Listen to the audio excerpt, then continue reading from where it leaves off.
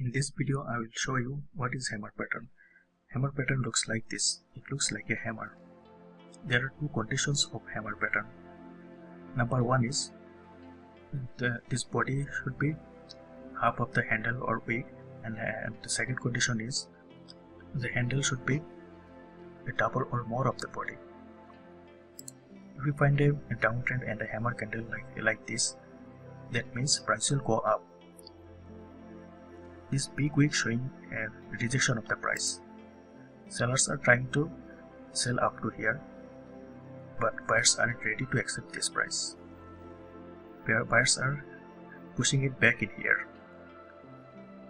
That's why after closing this candle, it creates a hammer candle. And remember this last two condition of the hammer pattern. The color of the real body is not important. Market must be in a downtrend. It doesn't work in an uptrend market.